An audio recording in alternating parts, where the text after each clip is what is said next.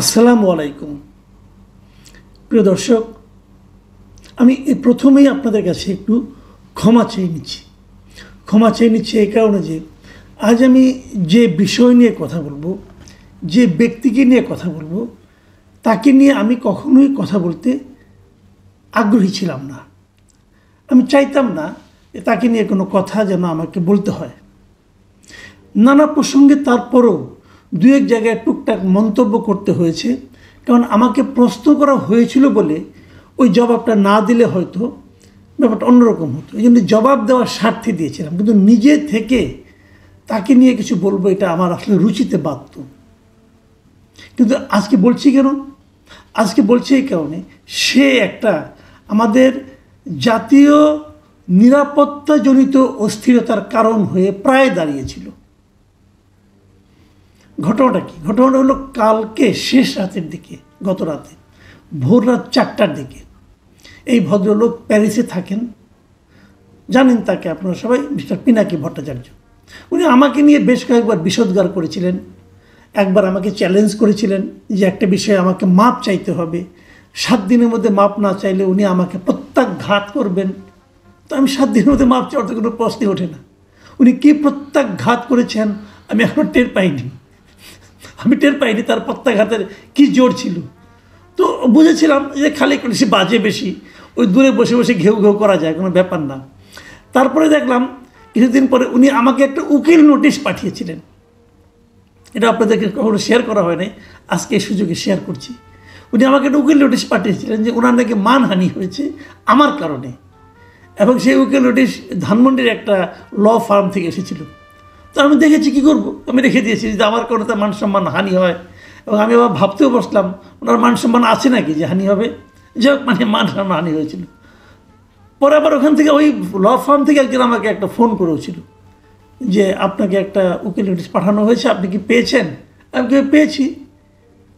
তারপরে একটা জবাব দিয়ে আমি ওটা ফেলে রেখেছি, আমার যে ওয়েস্ট পেপার বক্স সেখানে ফেলে দিয়েছি। তো উনি তাড়াতাড়ি ফোন রেখে দিয়েছিলেন। তারপরে কী হয়েছে আমি এখনও জানি না, ওনার মান সম্মান ফিরে পেয়েছেন কিনা তাও বলতে পারবো না। যাই হোক, এগুলো অন্য আলাপ, ওই আলাপে যাচ্ছি না। গত রাতে সেই লোকটা মধ্যরাতে আমাদের সময় ভোর 4টার দিকে উনি একটা ভিডিও লাইভ করেছেন, ফেসবুকে করেছেন, ইউটিউবে করেছেন। ভিডিওটার লেন্থ হলো 1 মিনিট 13 সেকেন্ড। সেখানে উনি কী বলেছেন আমি ভিডিওটা দেখাতে পারতাম, কিন্তু নর্মালি আমি আমার ভিডিওতে অন্য করে ভিডিও দেখাই না, এবারও দেখাচ্ছি না। আমি বরং আপনাকে পুরো ভিডিওটা পড়ে শোনাই। আমি পুরো ভিডিওটা নিজেই ট্রান্সক্রিপ্ট করেছি। উনি লিখেছেন, উনি বলেছেন, প্রিয় দেশবাসী, আসসালামু আলাইকুম। আজকে সেনাবাহিনীর 46 ব্রিগেডে এক ধরনের অস্বাভাবিক মুভমেন্ট লক্ষ্য করা গেছে। আশঙ্কা করা হচ্ছে সেনাবাহিনীর একাংশ থেকে একটা প্রচেষ্টা চলছে। আমি সেনাবাহিনীর জুনিয়র অফিসার ও সৈনিকদেরকে এই প্রচেষ্টা রুখে দেওয়ার আহ্বান জানাই। দেশবাসীকে এখনই রাজপথে নেমে আসার আহ্বান জানাই। সকল ছাত্রনিবাস থেকে মিছিল নিয়ে রাজপথে আসুন। এই রাতেই জনতা আপনাদের সাথে যোগ দেবে। আমরা ওদের দেখিয়ে দিতে চাই আমরা জেগে আছি, বিপ্লব জিন্দা আছে। প্রয়োজনে রাজপথে ইস্তাম্বুলের মতো শুয়ে পড়ে ট্যাঙ্ক আর আর্মার্ড ভেহিকেলের প্রতিরোধ করবেন। মাদ্রাসা থেকে নেমে আসুন আমার ভাইয়েরা সকলে। আজ রাতেই এটা আমাদের বাঁচার লড়াই। হাসিনার খুনে বাহিনীকে যারা বাঁচাতে চায়, যারা আবার দেশটাকে ভারতের তাবেদার বানাতে চায়, তাদের রুখে দিয়ে আমরা আমাদের স্বাধীনতা সার্বভৌমত্ব রক্ষা করব ইনশাল্লাহ। এখনই নামুন রাজপথে। এই রাজপথেই মুক্তি, এই রাজপথেই জীবন। প্রয়োজনে আবারও দেব 1 নদী রক্ত, কিন্তু বিপ্লবকে ধ্বংস হতে দেব না। ইনকিলাব জিন্দাবাদ। ভাই, আমার কণ্ঠস্বর খুবই খারাপ, ওনার মতো করে বলা সম্ভব না। উনি ভরাট গলায় বলেছেন এবং মনে হয়েছিল যেন উনি একটা দেশ নায়ক এবং বিপ্লবের জন্মদাতা উনি, এরকম ওনার ভাবভঙ্গি থেকে মনে হচ্ছে। যেরকম আমরা শুনেছিলাম 7ই মার্চের ভাষণ, জলদ গম্ভীর কণ্ঠে শেখ মুজিবের ভাষণ, যেরকম আমরা শুনেছিলাম জিয়াউর রহমানের বেতারে স্বাধীনতার ঘোষণা, ওরকম ওনার ভাষণ, একটা অথরিটি নিয়ে উনি এই ভাষণটা দিয়েছেন। নেট রেজাল্টটা কি? কেন ওটা দিয়েছেন? কি হয়েছে এতে? আসলে কি 46 ব্রিগেডে কিছু হয়েছে? কেউ বলতে পারে না। 46 ব্রিগেড তো ভাই খুব দূর নেই, দেশের মধ্যেই। ওখানে অনেক সেনাবাহিনী বিভিন্ন র্যাঙ্কের লোকজন তো আছে, আমাদের কিছু পরিচিত বন্ধু বান্ধব আছে। আমি কিন্তু জানার চেষ্টা করেছিলাম ভাই কী হয়েছে, কিছুই না, সবাই শান্তি মতো ঘুমিয়েছে রাতেরবেলা, কোনো ঝামেলা তো হয়নি। তো উনি ফ্রান্সে বসে, ফ্রান্সের প্যারিসে বসে কোথায় পেলেন এই ঘটনা, কোথায় পেলেন? শরাব টরাব পান করে বোধহয় মাথা খারাপ হয়ে গেছিলো, কাছে এগুলি বলতে গেছেন। কিন্তু সেটা ব্যাপার না, উনি কি বলছেন, উনি কত বড় পাগল এটা প্রমাণ করে কিন্তু আমার ব্যাপার না, ওটা নিয়ে মাথাও ঘামাই না। যার যত ইচ্ছা খাবে, যার যত ইচ্ছা পান করবে, তার ব্যাপার। আমার কথাটা হলো, ওনার এই কথায় যদি দেশের কিছু লোক বিশ্বাস করত, কিছু লোক সাড়া দিত, কালকে দেশে কি হতো ভাবুন তো একবার, একবার ভাবুন। এই লোকগুলিকে রাজপথে নামতে বলা হচ্ছে, মাদ্রাসা স্টুডেন্টদেরকে রাস্তায় নামতে বলা হচ্ছে, ছাত্রাবাসের ছেলে মেয়েদেরকে রাস্তায় নামতে বলা হচ্ছে। তারা নেমে যখন তারা একটা প্রতিরোধ, একটা কুর প্রতিরোধ করতে যাইতো, তখন রাস্তা তারা কী করতো, ভাঙচুর করতো, আগুন দিত। আমি আমাদের দেশের মাদ্রাসা স্টুডেন্ট, স্কুল কলেজের স্টুডেন্ট সকলকে ধন্যবাদ জানাই যে আপনাদের বোধ বুদ্ধি এই পাগলের মতো নয়। আপনারা বুঝতে পেরেছেন যে এই নামাটা হবে একটা হাস্যকর কাজ। সে কিন্তু খুব সিরিয়াস ভঙ্গিতে বলেছেন, এবং কেবল বলেনি, উনি আবার একটা পোস্ট আকারে লিখে ওনার ফেসবুকেও দিয়েছেন। কি বলেছেন উনি ভাবুন একটা কথা। এক নম্বর হলো, উনি সেনাবাহিনীর অফিসারদের, সিনিয়র অফিসারদের বিরুদ্ধে জুনিয়র অফিসার এবং সৈনিকদেরকে উস্কে দিয়েছেন যে তোমরা মাঠে নামো। যদি তার কথা কেউ শুনতো, যদি এমন হতো একটা জুনিয়র অফিসার নামলেন রাস্তা রাতের বেলা, দেখা হলো কোনো সিনিয়র অফিসারের সঙ্গে, হয়তো তাকে মেরে দিতে পারতেন। আবার ধরেন যদি তার কথা শুনে ছাত্ররা নেমে আসতো, কী হতো? এবং তারপর আবার কিসে বিপ্লব জিন্দা আছে, ভাই বিপ্লবটা কোথায়, কিসের বিপ্লব? আমরা যে গণ অভ্যুত্থান করেছিলাম এই দেশের মানুষ, আপামর জনসাধারণ, সেই গণ অভ্যুত্থানের পিনাকি আপনি ছিলেন না, আপনি দেশে ছিলেন না, ওখানে বসে বসে জ্ঞান দিছেন।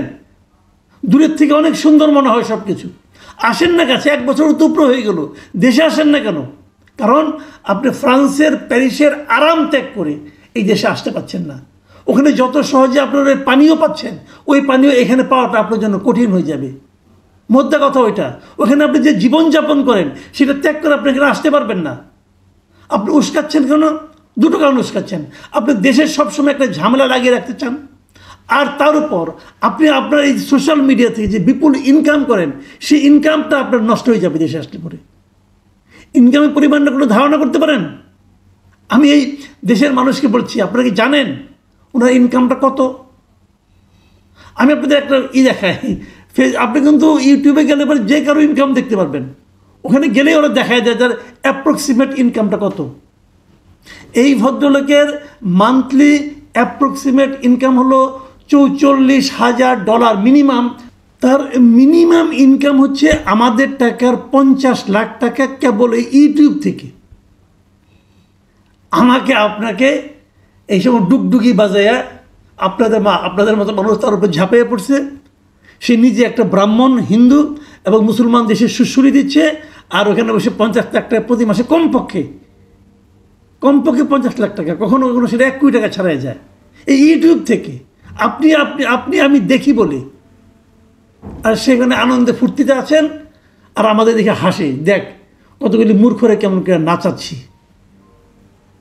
তো এই নাচাইতে কালকে বেড়াছাড়া বাজাই দিছে। একটা কথা মাথায় রাখুন আপনারা, আমি আবারও বলি, এই লোকটার মূল লক্ষ্য হলো বাংলাদেশকে অস্থিতিশীল করে তোলা। এই দেশের মানুষ নিজেরা মারামারি করবে, একটা হাউকাও বাজবে, সে ওখানে বসে বসে দেখবে। আর এখানে যত হাউকাও বাজবে তত তার 2টা লাভ হবে। 1 নম্বর লাভ হলো তত তার ভিডিও চলবে, আর দ্বিতীয় লাভ হলো উনি যাদের হয়ে কাজ করেন, আমি আগেও বলেছি এই ভদ্রলোক ভারতীয় রয়ের এজেন্ট, আমি আগেও বলেছি আপনাদেরকে, এবং আমি প্রমাণ করে দিয়েছি কিভাবে। আপনারা ভেবে দেখুন, উনি বাংলাদেশ থেকে পালিয়ে ইন্ডিয়া গিয়েছিলেন চোরাপথে, ভারত থেকে থাইল্যান্ড গিয়েছেন। আমার প্রশ্ন হলো, ভারত থেকে থাইল্যান্ডে গেলেন কীভাবে? যখন উনি ভারত থেকে থাইল্যান্ডে যাওয়ার জন্য এয়ারপোর্টে যাবেন, তখন এয়ারপোর্ট জিজ্ঞাসা করবে না, ইমিগ্রেশন জিজ্ঞাসা করবে না, তার পাসপোর্ট দেখবে না? তা তো জিজ্ঞাসা করবে যে তুমি ভারতে ঢুকলে কীভাবে? ভারতে ঢোকার কোনো সিল তো ওখানে নেই, তুমি কীভাবে গেলা ভারতে ঢুকলা? কোনো জবাব দিতে পারবে না সে।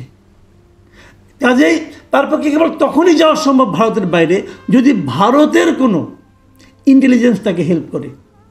সেটা কে? বুঝতে পারছেন, তাদের হেল্প এসে গেছে। কেন গেছে? তো লাভ হলো সিম্পল, সে ভারত থেকেও পেমেন্ট পাচ্ছে নিয়মিত, এবং তারা যারা ঘনিষ্ঠ আছেন, বিভিন্ন সময় তার বন্ধুবান্ধব ছিলেন, তারা যে ফেসবুকে বিভিন্ন রকম আপনার কন্টেন্ট করেন, সেখানে তারা উল্লেখ করেছেন যে ওনার সঙ্গে ভারতের কার কার যোগাযোগ আছে। তো তার মাধ্যমে কী হলো? সে আমাদের এখানে যে গণ্ডগোল বাঁধে, আমাদের এখানে দেশের হয়তো অস্থিতিশীল থাকে, কার লাভ? উনি কাকে পয়েন্ট পাইয়ে দিচ্ছেন? এই হলো সেই ভদ্রলোক। আমি এই দেশের মানুষকে অভিনন্দন জানাই, ধন্যবাদ জানাই যে আপনারা এই পাগলের কথায়, অথবা এই দুর্বৃত্তের কথায়, অথবা এই মতলববাজের কথায় গত রাতে রাস্তায় নামেননি। আমি কেবল একটা কথা বলি, দেখুন ওনার অবস্থানটা, ফেসবুকে ওনার যে রিলটা ছিল, সেই রিলটার পরে বেশ কয়েকটা কমেন্ট ছিল। আমি এই কমেন্টগুলো র্যান্ডমলি নিয়েছি, একদম একটা না 4-5টা একসঙ্গে নিয়েছি। আপনি একটু পড়ে শুনুন, আমি আপনাদের পড়ে শোনাই। যেমন ধরেন, একটা কমেন্টের মধ্যে লেখা হয়েছে, একজন লিখেছেন, তার নাম হলো রোকসানা আমিন। তিনি লিখেছেন, ইনশাল্লাহ সবাই মিলে দাদার কথায় সারাদিন। উনি সারা দিতে বলছেন। আরেকজন লিখছেন নূর আলম, লিখেছেন ইনশাল্লাহ ইনকিলাব জিন্দাবাদ।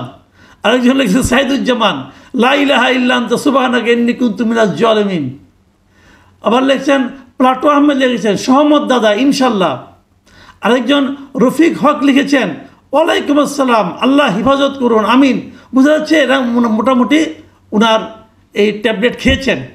আচ্ছা দেখুন, আরও দেখুন কয়েকটা আপনাদের পড়ে শোনাই। শরীফুল ইসলাম লিখেছেন গুজব ছড়িয়ে কী লাভ, মানে ইনি কিন্তু বুঝতে পেরেছেন জিনিসটা। আরেকজন লিখেছেন মাঙ্গো পিপল, তিনি লিখেছেন আপনাকে প্রধানমন্ত্রী হিসেবে দেখতে চাই। শামীম ফারাজি লিখেছেন, কিছু লেখেননি, কতগুলি ফুল দিয়েছেন উপহার হিসাবে। আর এমডি মাসুম লিখেছেন আপনি আসেন তাহলে নামবো। খুব ভালো লাগছে এই কথাটা ভাই, যে আপনি আসেন, আপনি এসে নামেন, আপনার সঙ্গে আমরা নামি। দূরে বসে বসে ডায়লগ দেন কেন ভাই? মিজানুর রহমান লিখেছেন পাঠা তুমি আসো। সওয়াজদেব লিখেছেন ওয়েট হাসিনা কামিং সুন। দিদার হোসেন লিখেছেন সবাই বলি নারায়ে তাকবীর।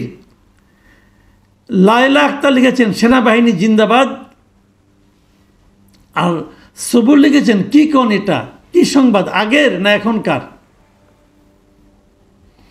আরেকজন লিখেছেন প্রবাসী সেলিম লিখেছেন তোর কথা যে শুনবে সে পাগল, তুই নিজে আয়। রিয়া লিখেছেন সারাক্ষণ মনে হয় গাঁজা খায়। অশান্তির যুগে বিডি লিখেছেন ইনকিলাব জিন্দাবাদ। বিডি সাপাল লিখেছেন কি সিরিয়াস আজ। আরেকজন লিখেছেন আমিন জাকির লিখেছেন গেলি আরও কিছু লাশ ফেলতে চাস। শুনুন, এইগুলো হলো পিপুলের মানে অবজারভেশন তার সম্পর্কে, মানুষ কি ভাবছে এই লোকটাকে নিয়ে। কেউ পাগলের মতো আছে, তার এখনও অনুসারী আছে, সে যা বলে তাতে রাজি। কিন্তু যে লোকগুলি বলেছে ছড়িয়ে দিন আসুন, তারা কেউ রাস্তায় নামছে বলে তো কোনো খবর পাই নাই। সারা দেশ থেকে একটা খবরও তো আসে নাই যে কেউ রাস্তায় নামছে ওনার আহ্বান শুনে। এই হলো আমাদের দেশ, এই হলো আমাদের ইনফ্লুয়েন্সার, আর এই হলো আমাদের ইনফ্লুয়েন্সড পিপল। প্রিয় দর্শক, একটা কথা বলি আপনাদেরকে, সবসময় মনে রাখবেন, এই দেশের বাইরে আমাদের অনেক দেশপ্রেমিক লোক আছে যারা দেশকে ভালোবাসে, কিন্তু যারা দেশের মানুষকে উস্কে দিতে চায় তাদেরকে গেলে একটা কথা বলেন, ভাই আপনারা দেশে আসেন, আপনি যদি এত দেশপ্রেমিক হন, আপনি যদি আমাদেরকে রাস্তায় নামতে বলেন, প্লিজ আপনি আগে নামেন, নেমে আমাদের পথ দেখান। কেউ না আওলা বাজান, কেউ না আমাদের জীবন নিয়ে আপনি ছিনিমিনি খেলেন, আপনি যখন আরামে আসেন আসেন। এভাবে হয় না। প্রিয় দর্শক, একটা ছোট্ট হাস্যরসের কথা বলে শেষ করি। আমার সেনাবাহিনীতে কিছু লোকজন তো বন্ধু বান্ধব আছে, থাকতেই পারে, এই দেশ ছোট্ট দেশ, আত্মস্বজন তো অনেকেই আছে। আমি একজনকে জিজ্ঞাসা করেছিলাম, ভাই আপনাদের এই যে এই লোক রাতেবেলা এত কিছু বললো, আপনারা শুনেন নাই? ওই ও আসুন, ওর কাছে আমরা ক্ষতিপূরণ চাইব। কী ক্ষতিপূরণ? কয়েক এটা শোনার পর আমাদের বেশ কিছু সেনাবাহিনীর সৈনিক এবং কর্মকর্তা হাসতে হাসতে অজ্ঞান হয়ে গেছে। তাদের চিকিৎসার জন্য আমাদের খরচ করতে হয়েছে, সেই খরচের টাকাটা ওর কাছে আমরা ফেরত চাবো। এটা একটা জোক, কৌতুক না? এই লোকটা ধীরে ধীরে নিজেকে কৌতুকের বস্তুতে পরিণত করছে। প্রিয় দর্শক, আপনাদের কাছে দোয়া চাই আমাকে যেন এই লোক নিয়ে আর কখনো কথা বলতে না হয়। সবাই ভালো থাকবেন। আল্লাহ হাফিজ।